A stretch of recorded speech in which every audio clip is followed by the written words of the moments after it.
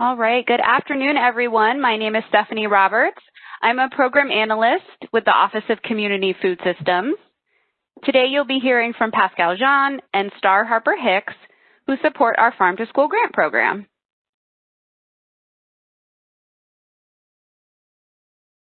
Thank you, Stephanie. Hi, everyone. As Stephanie mentioned, my name is Pascal Jean, and just like her, I am a program analyst with the Office of Community Food Systems. I hope that everyone had the opportunity to attend the RFA Overview webinar on November 10. That webinar focused on the core information in the RFA, but if you were unable to attend, no worries. The RFA Overview webinar was recorded and will be available on the grant applicant resource page. Today's webinar will focus on getting your Farm to School grant application package together. During this webinar, along with my colleague Star Harper Hicks, we will provide you with information on aligning your grant proposal with the grant program priorities, building your grant writing team, the do's and don'ts when writing the proposal narrative, creating your budget, and the grant matching requirements.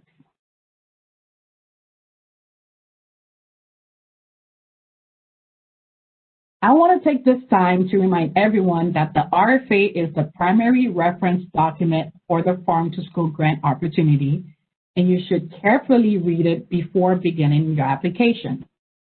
The link to the RFA and supporting documents are posted on the OCFS website. Please make sure to bookmark the grant applicant resource page, which also includes information about previous Farm to School awardees.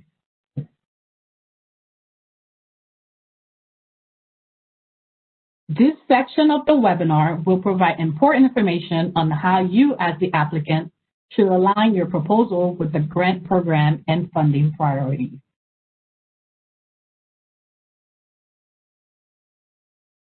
The Farm to School program at USDA and the Farm to School grant program were both created by Richard B. Russell National School Lunch Act in 2010. This legislation directed USDA to support Farm to School programs that improve access to local food in eligible schools.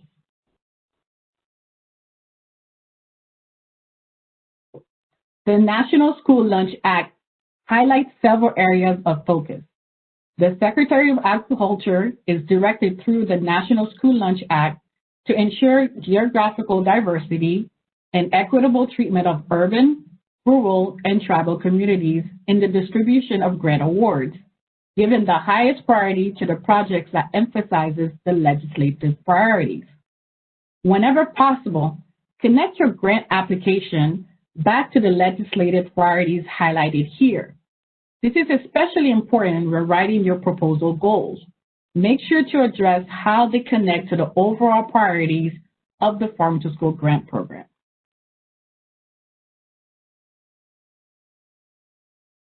Applicants to all grant tracks may receive bonus priority points during the reviewing process if they fall into one of these grant funding priority categories. Applicants can declare if they meet a priority group using the checklist in the Appendix D of the RFA.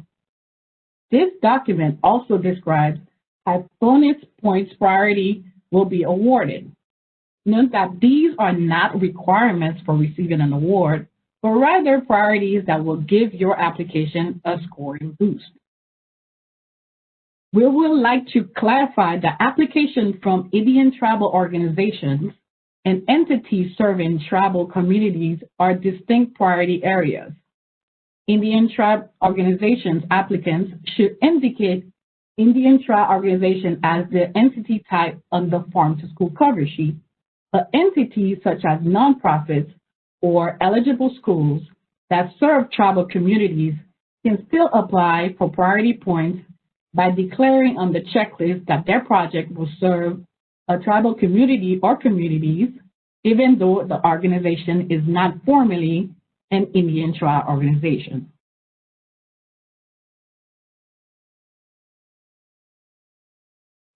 I would like to take this opportunity to remind you that applicants may choose one of the 3 grant tracks when they apply for a Farm to School grant. The Turnkey Track is a new option for fiscal year 2021.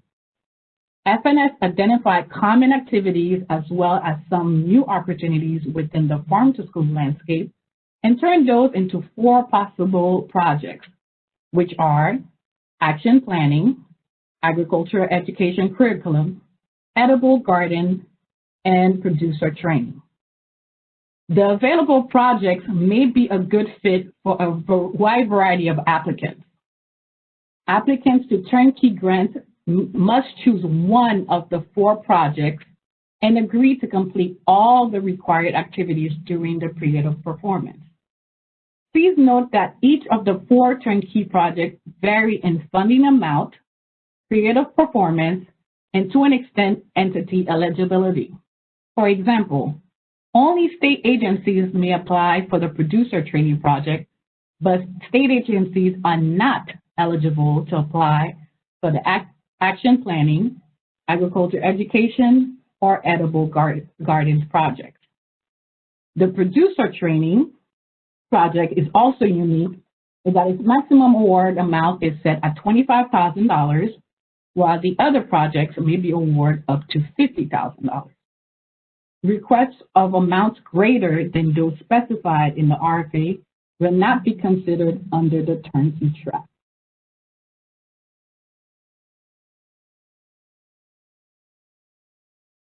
The implementation grant track is for organizations who have a farm to school experience and wants to accomplish a certain slate of activities.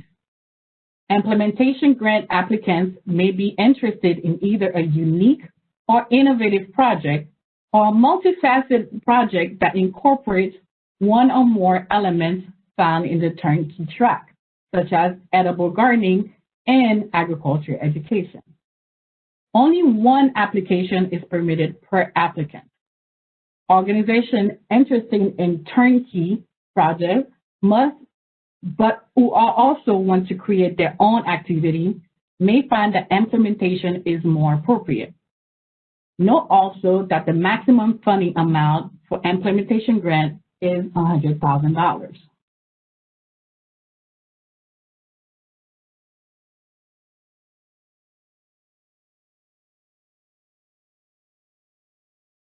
The state agency track is specifically for state agencies looking to support farm to school efforts in their states. As previously mentioned, one of the 4 turnkey projects, the producer training project, is available only to state agencies. As with the implementation grants, state agencies may want to implement the producer-focused training curriculum provided by FNS, but incorporate other activities as well. If this is the case, state agency may propose more comprehensive projects that incorporates elements from the producer training turnkey option in a regular state agency track proposal.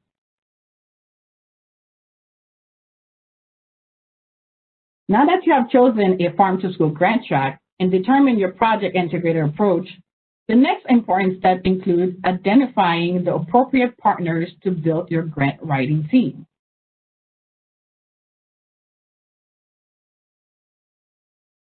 Building a grant writing team requires research and careful planning. We highly encourage that you start having these conversations sooner than later. As you reach out to potential members, be specific with your ask. Some important things to keep in mind include the members' availability and capacity, their specific role not only in the RFA writing process, but also in the proposed project.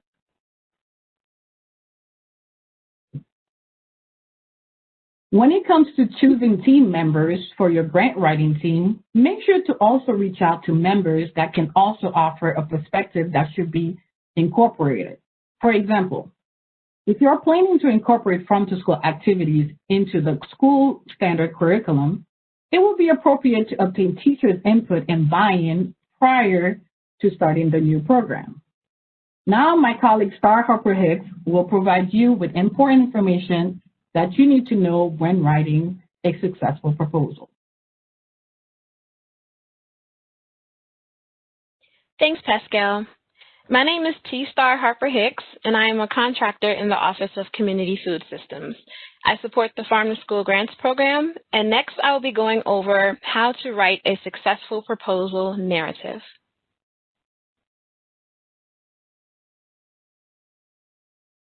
It is important to start preparing your application early so that you have time to go back and make necessary changes. But do know that any information that comes after the page limit has been reached will be disregarded and not reviewed. For example, staff experience from the resumes should match the descriptions in the proposal narrative and can only be 1 page per resume. All additional pages will be disregarded. Let's head over to the next slide for some more writing tips. Before submitting your application for review through the grants.gov system, double-check to make sure you have all the required attachments. Your application will suffer should any required sections be omitted. Each section has its own application worth and a different amount of points.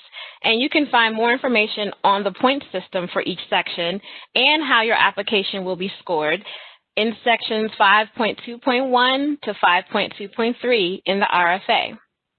Curious how you may score with other reviewers?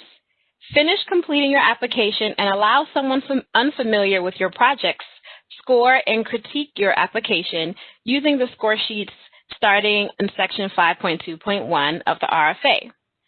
This tip gives your application another eye outside of your own to catch things you may have missed when writing your sections.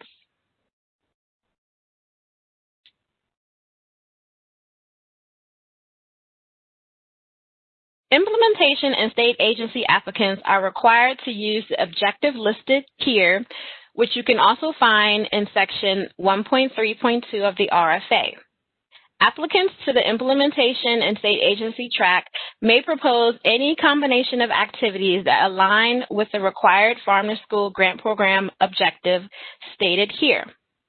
It is important that your proposal application supports the objectives listed here. You must clearly state in your application how proposed activities actually align with the required objective. For implementation track, your application could be any combination of activities as long as they support the objective. Some examples of some of those activities may be developing and implementing integrated curriculum to reinforce food and nutrition-based learning throughout the school environment or on a local farm, or bringing more unprocessed and value-added, minimally processed, regionally sourced meal components into the cafeteria. For the state agency track, some specific examples of activities that may align with the that you may use and that align with the required objective may be building, expanding, and or regularly convening a network of key partners, or facilitate peer-to-peer learning among program operators or with other state agencies to improve program efficiency and learn best practices.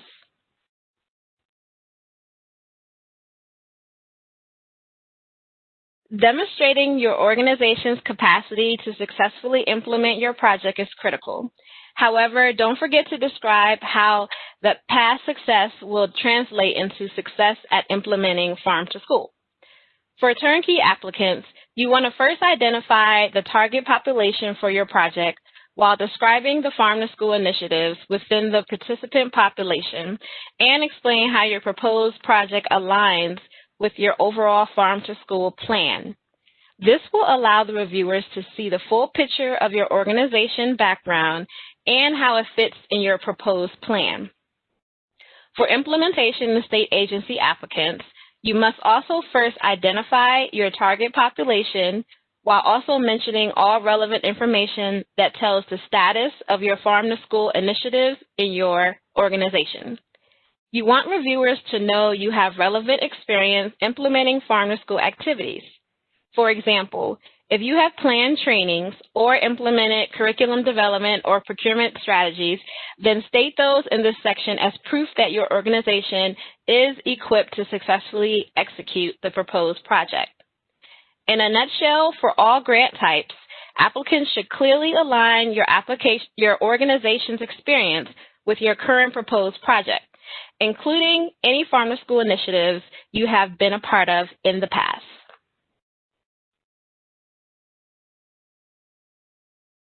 Your application should clearly demonstrate your community-specific needs when it comes to your project. When identifying your community-specific needs, make sure your organization's participant population is included in that description. For turnkey applicants, all projects except for the producer training project, you must provide demographic data about those populations. You can use the school information fields found on the Farm to School cover sheet to display that information. Reviewers of your application should be able to visualize your community because you were illustrative, compelling, and use relevant data. Notice the links here for further research to support your community's unique needs.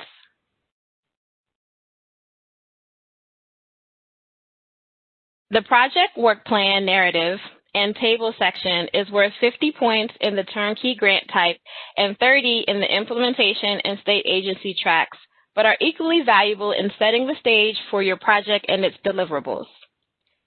This may be a section that applicants want to begin first, even though it will not appear first in the application. All applicants are required to submit a project work plan table, and the RFA has templates available. However, turnkey applicants are required to use the template pre-populated with activities in sections 4.2.1 to 4.2.4. All proposed activities must lead to accomplishing the objective mentioned in the previous slides for implementation and state agency applicants.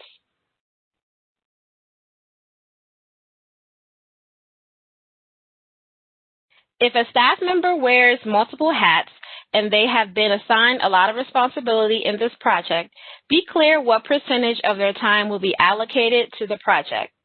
With only 3 resumes permitted per application, include staff members that will have the most responsibility. Also make sure resumes are clear and reflect relevant experience necessary for assigned tasks. Describing previous experience, make it clear that the personnel you have chosen for the project are appropriate.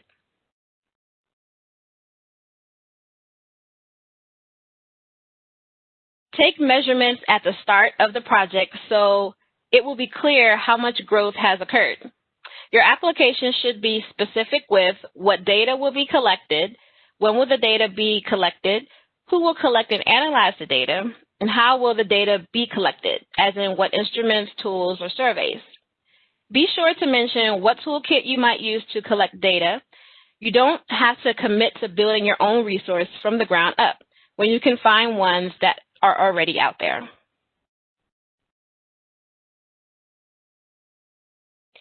Make sure to describe any district structures that will incorporate your project, other grants, donations, fundraising activities, etc. Also note particular objectives that will stay in place after the grant period ends. Use the history of relationships with local groups to show grant reviewers that there are partnerships in place to support post-grant activities. If a large share of the budget is dedicated to staff, be specific about how their role or time commitment will change.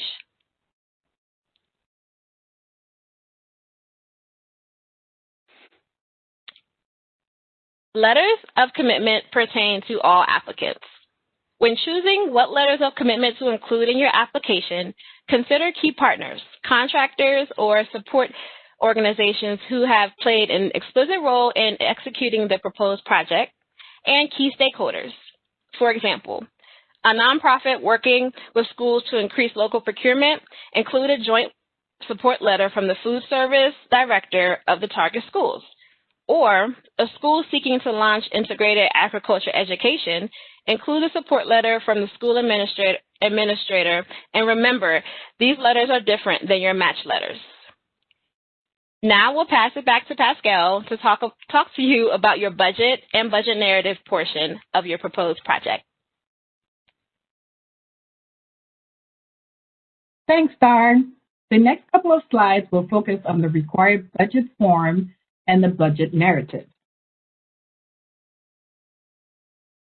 Applicants must provide a completed SF-424A form, which breaks out the proposed budget specific categories. This first page of the form provides the total budget for your proposed project.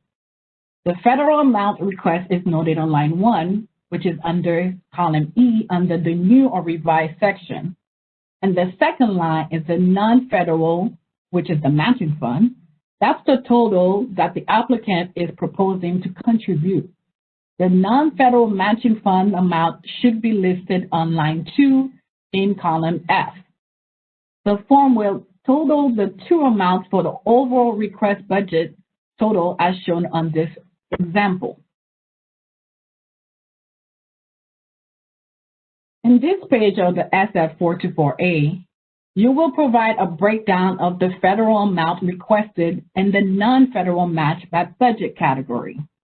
The categories are listed on the form. There is a line for construction. However, construction is not allowable expense as a federal request or matching contribution through the Farm to School Grant Program. The form will total these amounts as direct charges, and applicants may choose to apply an approved indirect cost rate as well.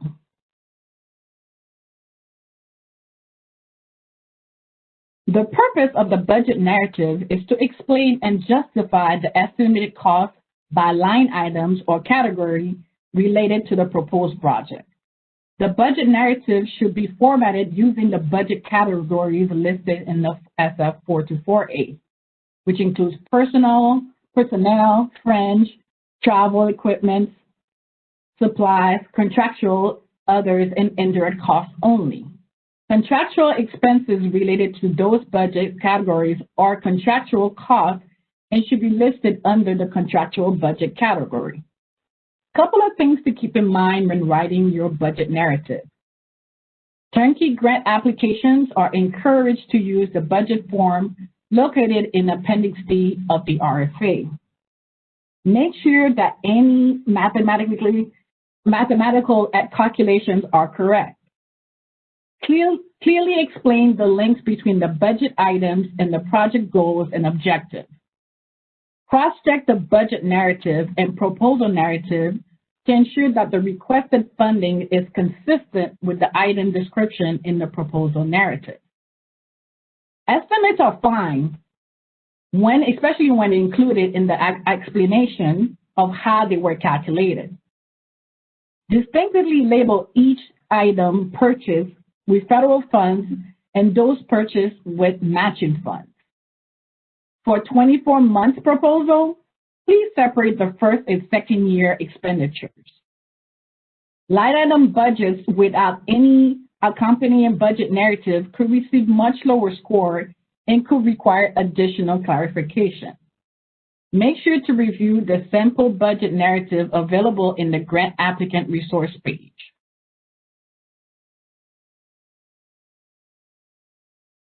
Indirect costs are those costs that are shared across a program. Although requesting indirect costs is optional, please note that the current up-to-date agreement must be submitted with the grant application. The indirect cost rate does not apply to all budget categories. So in the budget narrative, be sure to explain what expenses the rate is being applied to and provide the calculation to support that request.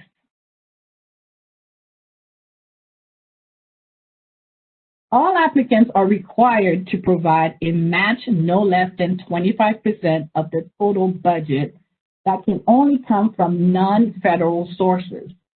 USDA will contribute no more than 75% of the total project cost. Therefore, the non-federal match must be at least 25% of the total project cost. Please see example of the matching funds.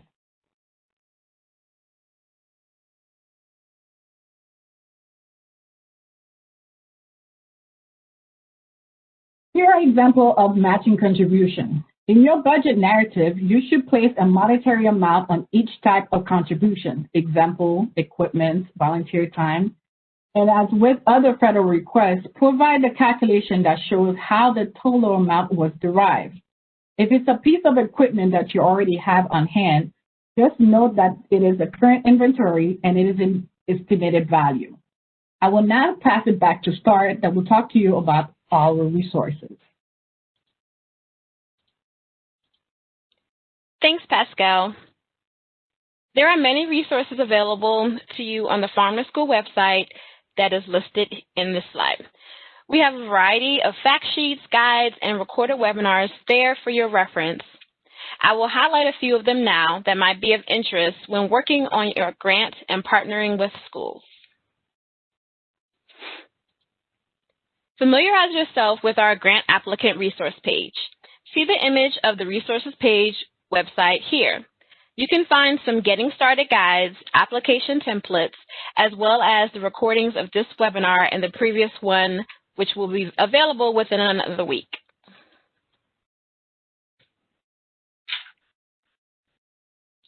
We also offer many technical assistance resources online.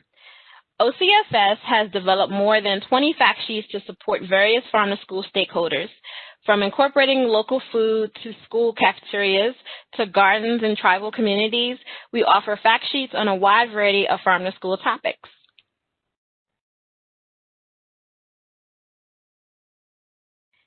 And of course, subscribe to The Dirt to stay up to date on all things OCFS, in particular, the Farm to School Grant RFA, and to see what some current active Farm to School grantees are up to. Thank you for listening, everyone, and I hope that you learned a lot.